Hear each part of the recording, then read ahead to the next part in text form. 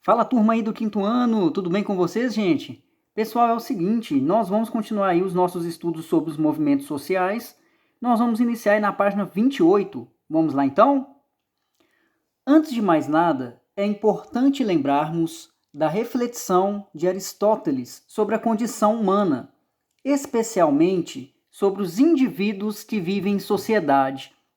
Segundo ele, o ser humano é um animal social. Olha só que interessante como é que o Aristóteles, lá na Grécia Antiga, ele chamava o ser humano. Para ele, o ser humano é um animal social. Por que será que ele vai falar isso para a gente? Porque ele vai falar que o ser humano ele vive em grupos. E é importante com que o ser humano possa aprender a viver em sociedade. Nós vivemos, no caso aqui, né, nas nossas cidades, nós não moramos sozinhos nessas cidades, nós interagimos com pessoas diferentes. Então aqui o Aristóteles, quando ele fala que o ser humano é um animal social, ele fala que todo ser humano já nasce para que ele possa conviver com as pessoas dentro da sociedade, tá? Tais relações em sociedade, de grupos mais restritos como a família, até os mais abrangentes como a sociedade, fazem com que ele se torne também um ser político. O ser humano, portanto, é um ser social e político. Então ele fala, ó, o ser humano ele é um animal social e ele é um ser também, tá? Político. Por quê? A todo momento, nós, seres humanos, a gente precisa fazer escolhas. A gente tem que escolher o que é melhor para a gente, o que seja melhor para as pessoas, e isso faz com que o Aristóteles ele fale também que nós somos pessoas, seres sociais e também políticos. Político porque a gente sempre precisa tomar decisões que sejam bons para a gente e para os outros. Como surgiram, entretanto, tais conceitos, a ideia de cidade, como a própria palavra sugere, tem relação direta com a ideia de cidadão e vem do grego polis, que significa cidade, ou seja, uma comunidade organizada formada por cidadãos. Então aí, gente, olha só que interessante. Essa palavrinha cidade aí, ela vem de uma palavrinha grega chamada polis. Polis significa cidade em grego, tá? E essa polis, gente, é uma comunidade organizada por pessoas, por cidadãos.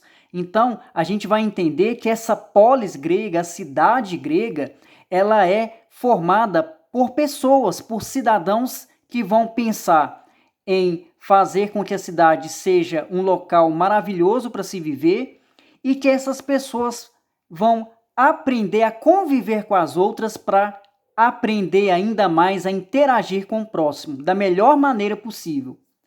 A palavra cidadão deriva de outro termo grego, o políticos. Então, essa palavrinha grega aí, político, significa cidadão, tá?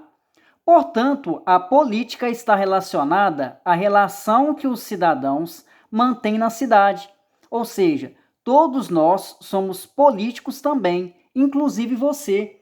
Então, aí, ó, a palavrinha grega que significa cidadão, que significa aí a palavrinha grega é politikos, tá? Significa que nós como cidadãos, como nós moramos em uma cidade, isso mostra claramente que nós, cidadãos, nós devemos fazer com que a nossa cidade seja melhor, tá? Então isso é muito importante. Não só a gente, mas todas as pessoas que vivem na cidade, tá, gente?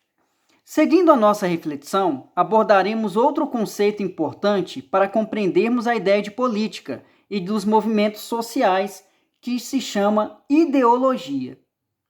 Com o passar do tempo, esse conceito foi sendo alterado, tornando-se controverso e polissêmico, ou seja, que carrega mais de um sentido. De um modo geral e literal, ideologia é o estudo das ideias. Então, essa palavrinha ideologia aí é o estudo das ideias que vão ser aprendidas pelas pessoas. Historicamente, há duas principais vertentes que tentam defini-la: a crítica e a neutra.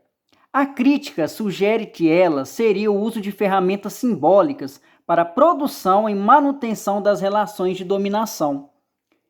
A neutra defende que ideologia seria um conjunto de ideias e princípios sobre determinado assunto. Então está falando aí que existe a ideologia, que existe o estudo das ideias de forma crítica, em que essas ideias vão fazer com que as pessoas precisem obedecer, tá? De uma maneira muito mais forte. A pessoa ela tem que seguir aquela ideia do jeito que a ideia chegar para ela. Então, por exemplo, antigamente as pessoas deveriam seguir regras de tudo que é jeito, porque se a pessoa não seguisse, a pessoa seria presa. Então, antigamente tinha essa forma de ideologia que era dominadora. A ideia, a pessoa tinha que seguir com aquela ideia, porque se alguém não seguisse, poderia ser preso, tá? Então, antigamente tinha muito disso. E nós temos também a ideologia, que é um conjunto de ideias e princípios sobre determinado assunto. E nós temos uma ideologia, um conjunto de ideias, que faz com que a gente possa procurar ter ideias, procurar respostas, para que a gente possa resolver um certo problema que esteja acontecendo em sociedade, tá? Para a sociologia, a ideologia é a associação de representações de grupos sociais sobre o meio em que se vive, bem como a função e a finalidade deste meio. Portanto, é correto afirmar que existem diferentes tipos de ideias. Nós temos uma ideia política, temos uma ideia religiosa, econômica e social, tá? Diferentemente da ciência, que se fundamenta de forma metodológica na comprovação das ideias, a ideologia não necessariamente tem relação com uma lógica metodológica, mas com um conjunto de crenças que cercam indivíduos e sociedade. Hoje, de um modo geral, a ideologia não está mais ligada ao segmento X ou Y, mas a um conjunto de crenças, valores e ações socioculturais que procuram manter ou modificar determinada forma de agir individual ou coletivamente perante a sociedade. Então está falando aí, gente, que as ideias, essa ideologia, essas ideias que são criadas pelas pessoas, essas ideias muitas vezes podem ser seguidas pelas pessoas ou não. Tudo depende da cultura de um povo, de como o povo pensa, analisa a situação, analisa o problema que esteja acontecendo em sociedade, tá? Porque a gente sabe que a nossa sociedade, no nosso país, nós temos vários problemas. A gente tem a fome, a gente tem o desemprego. Então, quer dizer, são fatores que levam a gente a pensar um pouquinho, a criar essa ideologia, esse pensamento das ideias. O que a gente pode fazer para tornar a nossa cidade melhor? O que as pessoas têm que aprender a fazer para que a sociedade possa ser melhor, para que a gente possa conviver melhor com as pessoas? Então, a ideologia vai ser sempre essas ideias que nós vamos criar na tentativa de melhorar a situação da cidade, ou então da nossa vida, da vida das pessoas. Então isso é muito importante. Ela, portanto, serve de base para a construção ideológica dos movimentos sociais e das instituições mais tradicionais, como a família e a religião. Dessa forma, a ideologia está em tudo o que fazemos, por mais que não percebamos a influência dela sobre a nossa vida e sobre o nosso comportamento, tá? Já pensou no fato de você ter uma opinião sobre qualquer assunto que seja? Sobre a ideia de certo ou errado? De bom ou mal? Então, tudo isso é ideologia. Logo, não há um ser humano que não possui ideologia. Somos todos seres sociais e políticos. Então, aqui está falando que todos nós, vocês aí, também têm opinião formada a respeito sobre diversos assuntos. Tudo isso que vocês têm de opinião, isso é ideologia, são ideias que vocês têm de acordo com o conhecimento que vocês já possuem do dia a dia, observando o mundo, observando as pessoas, e essa ideologia é muito importante, tá? Vamos conhecer um pouco sobre a história dos movimentos sociais e a relação direta deles com as revoltas e revoluções? Vamos revisitar o passado? Se na época do Brasil Império existiam pessoas contra a escravidão, caracterizadas por integrar um movimento abolicionista, elas já eram prenúncio dos novos movimentos sociais que hoje defendem um sistema de cotas para negros nas universidades, por exemplo. Então está falando aí que antigamente tinha um movimento abolicionista, na época que o Brasil era um império, o Brasil era governado por um rei, tá? Então aí a gente consegue perceber o seguinte, olha, tinham pessoas que eram contra a escravidão. Então essas pessoas que eram contra a escravidão, eles criaram um movimento chamado movimento abolicionista. Eles protestaram. Por quê? Eles protestaram porque eles queriam acabar com a escravidão.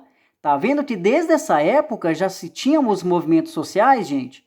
Da mesma forma que existe hoje o sistema de cotas para negros nas universidades. Isso aí está querendo mostrar para a gente o seguinte, é que o negro também, ele precisa ter uma oportunidade para estudar em uma faculdade, tá? Então aqui a gente consegue perceber também que tem muitos movimentos sociais que vão defender, que fala que todo negro tem a possibilidade de estudar em uma faculdade, sim, tá?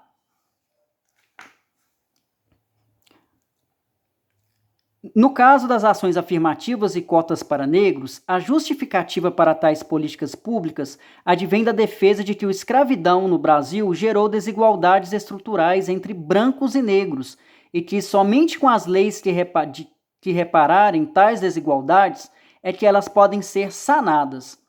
Além desse exemplo do Brasil Império, temos desde a colônia uma série de outras revoltas populares que marcaram a história do país, como a Confederação dos Tamoios, a Insurreição Pernambucana, a Inconfidência Mineira, Cabanagem e Guerra de Canudos.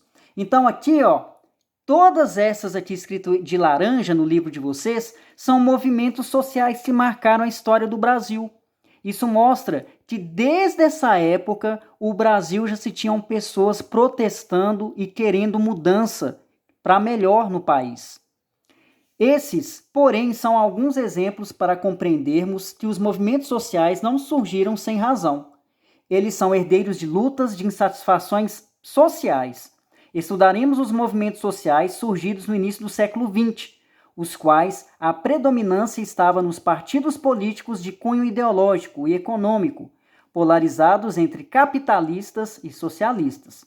No decorrer do século, essa concentração partidária dos movimentos sociais foi acabando, cedendo espaço para outros movimentos sociais, chamados de novos movimentos sociais, como o movimento feminista, que vai defender muito aí, vai defender o direito à mulher a ter direito a trabalho, ter direito a um salário digno, o movimento negro, que vai defender aí os negros, né? O movimento indígena, que vai defender os índios, e assim por diante, né? Movimentos ambientais, nós temos aí vários tipos de movimentos sociais, tá bom?